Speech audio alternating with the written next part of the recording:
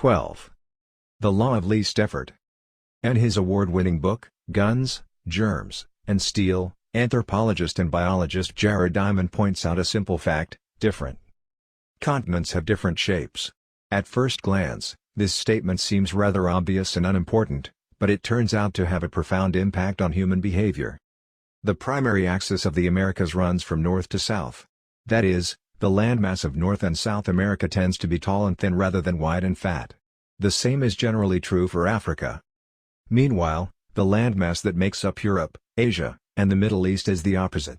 This massive stretch of land tends to be more east-west in shape. According to Diamond, this difference in shape played a significant role in the spread of agriculture over the centuries. When agriculture began to spread around the globe, farmers had an easier time expanding along east-west routes than along north-south ones. This is because locations along the same latitude generally share similar climates, amounts of sunlight and rainfall, and changes in season. These factors allowed farmers in Europe and Asia to domesticate a few crops and grow them along the entire stretch of land from France to China. The shape of human behavior. Figure 13, the primary axis of Europe and Asia is east-west. The primary axis of the Americas and Africa is north-south. This leads to a wider range of climates up and down the Americas than across Europe and Asia. As a result, agriculture spread nearly twice as fast across Europe and Asia than it did elsewhere. The behavior of farmers, even across hundreds or thousands of years, was constrained by the amount of friction in the environment. By comparison, the climate varies greatly when traveling from north to south. Just imagine how different the weather is in Florida compared to Canada. You can be the most talented farmer in the world, but it won't help you grow Florida oranges in the Canadian winter. Snow is a poor substitute for soil.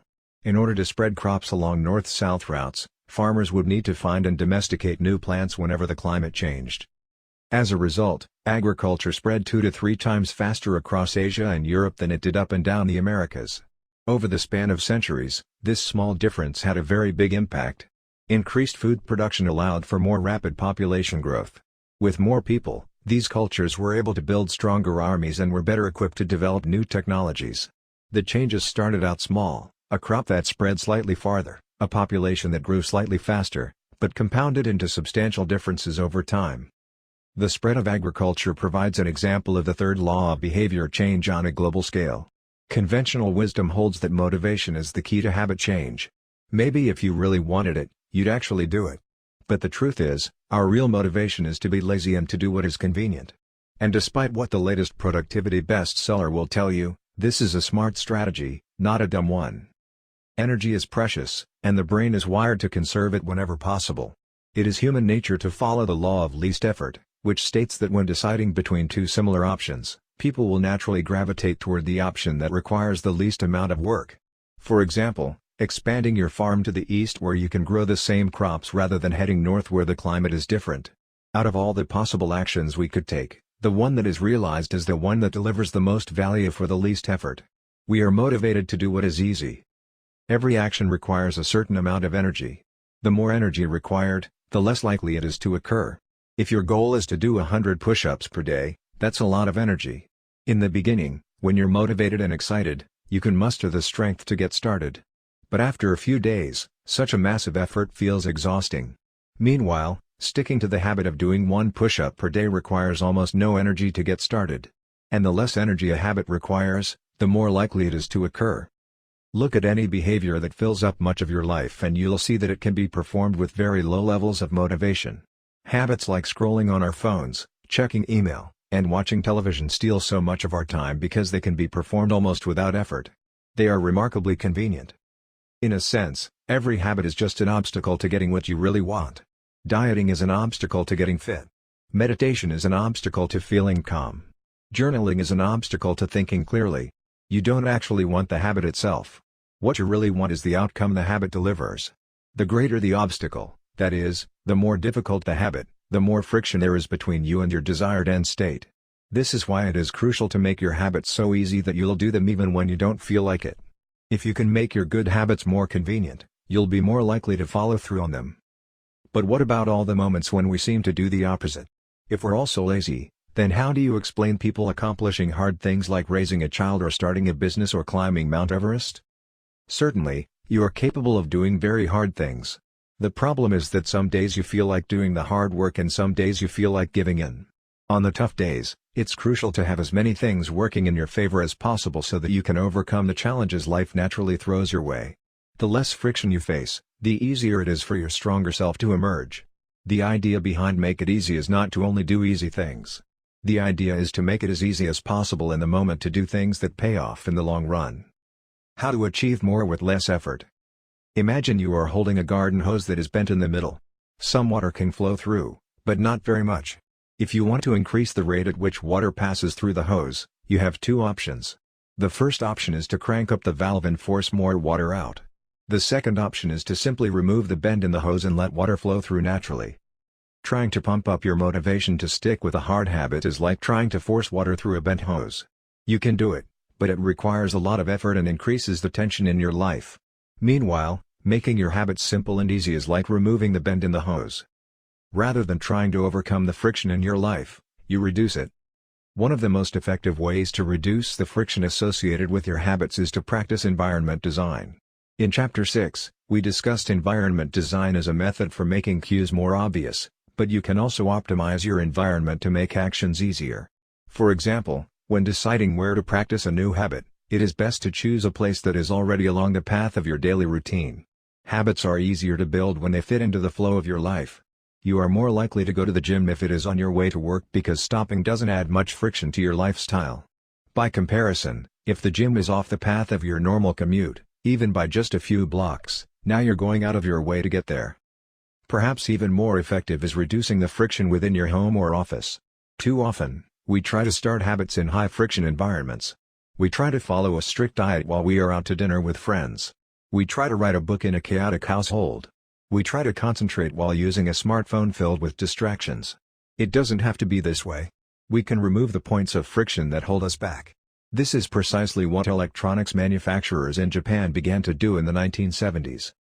In an article published in The New Yorker titled Better All the Time, James Surowiecki writes, Japanese firms emphasized what came to be known as lean production, relentlessly looking to remove waste of all kinds from the production process, down to redesigning workspaces, so workers didn't have to waste time twisting and turning to reach their tools.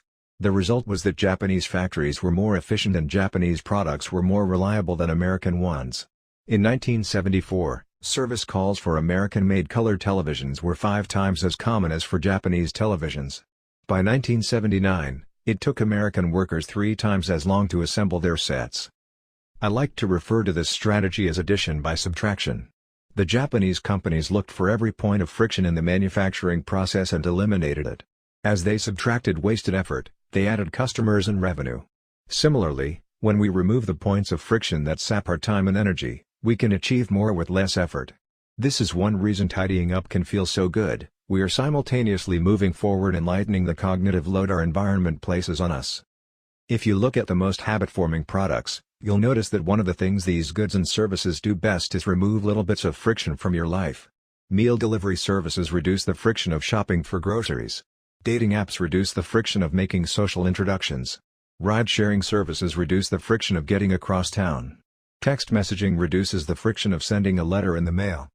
Like a Japanese television manufacturer redesigning their workspace to reduce wasted motion, successful companies design their products to automate, eliminate, or simplify as many steps as possible.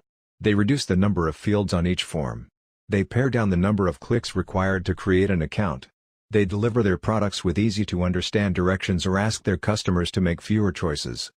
When the first voice-activated speakers were released, products like Google Home, Amazon Echo, and Apple HomePod, I asked a friend what he liked about the product he had purchased. He said it was just easier to say play some country music than to pull out his phone, open the music app, and pick a playlist. Of course, just a few years earlier, having unlimited access to music in your pocket was a remarkably frictionless behavior compared to driving to the store and buying a CD. Business is a never-ending quest to deliver the same result in an easier fashion. Similar strategies have been used effectively by governments. When the British government wanted to increase tax collection rates, they switched from sending citizens to a web page where the tax form could be downloaded to linking directly to the form. Reducing that one step in the process increased the response rate from 19.2% to 23.4%. For a country like the United Kingdom, those percentage points represent millions in tax revenue. The central idea is to create an environment where doing the right thing is as easy as possible. Much of the battle of building better habits comes down to finding ways to reduce the friction associated with our good habits and increase the friction associated with our bad ones. Prime the environment for future use. Oswald Knuckles is an IT developer from Natchez, Mississippi. He is also someone who understands the power of priming his environment. Knuckles dialed in his cleaning habits by following a strategy he refers to as resetting the room. For instance, when he finishes watching television, he places the remote back on the TV stand, arranges the pillows on the couch, and folds the blanket. When he leaves his car, he throws any trash away. Whenever he takes a shower, he wipes down the toilet while the shower is warming up. As he notes, the perfect time to clean the toilet is right before you wash yourself in the shower anyway. The purpose of resetting each room is not simply to clean up after the last action, but to prepare for the next action. When I walk into a room, everything is in its right place, Knuckles wrote. Because I do this every day in every room, stuff always stays in good shape. People think I work hard, but I'm actually really lazy. I'm just proactively lazy. It gives you so much time back. Whenever you organize a space for its intended purpose, you are priming it to make the next action easy. For instance, my wife keeps a box of greeting cards that are pre-sorted by occasion, birthday, sympathy, wedding, graduation, and more. Whenever necessary, she grabs an appropriate card and sends it off. She is incredibly good at remembering to send cards because she has reduced the friction of doing so. For years, I was the opposite. Someone would have a baby and I would think, I should send a card. But then weeks would pass and by the time I remembered to pick one up at the store, it was too late. The habit wasn't easy.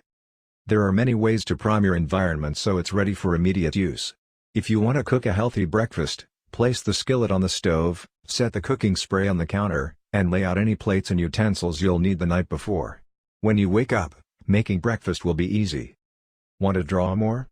Put your pencils, pens, notebooks, and drawing tools on top of your desk, within easy reach. Want to exercise? Set out your workout clothes, shoes, gym bag, and water bottle ahead of time. Want to improve your diet? Chop up a ton of fruits and vegetables on weekends and pack them in containers, so you have easy access to healthy, ready-to-eat options during the week. These are simple ways to make the good habit the path of least resistance. You can also invert this principle and prime the environment to make bad behaviors difficult. If you find yourself watching too much television, for example, then unplug it after each use. Only plug it back. And if you can say out loud the name of the show you want to watch. This setup creates just enough friction to prevent mindless viewing. If that doesn't do it, you can take it a step further. Unplug the television and take the batteries out of the remote after each use, so it takes an extra 10 seconds to turn it back on. And if you're really hardcore, move the television out of the living room and into a closet after each use. You can be sure you'll only take it out when you really want to watch something. The greater the friction, the less likely the habit. Whenever possible, I leave my phone in a different room until lunch. When it's right next to me, I'll check it all morning for no reason at all. But when it is in another room, I rarely think about it. And the friction is high enough that I won't go get it without a reason. As a result, I get 3 to 4 hours each morning when I can work without interruption. If sticking your phone in another room doesn't seem like enough, tell a friend or family member to hide it from you for a few hours. Ask a coworker to keep it at their desk in the morning and give it back to you at lunch. It is remarkable how little friction is required to prevent unwanted behavior. When I hide beer in the back of the fridge where I can't see it, I drink less. When I delete social media apps from my phone, it can be weeks before I download them again and log in. These tricks are unlikely to curb a true addiction, but for many of us, a little bit of friction can be the difference between sticking with a good habit or sliding into a bad one. Imagine the cumulative impact of making dozens of these changes and living in an environment designed to make the good behaviors easier and the bad behaviors harder. Whether we are approaching behavior change as an individual, a parent, a coach, or a leader, we should ask ourselves the same question: how can we design a world where it's easy to do what's right? Redesign your life so the actions that matter most are also the actions that are easiest to do. Chapter Summary. Human behavior follows the law of least effort.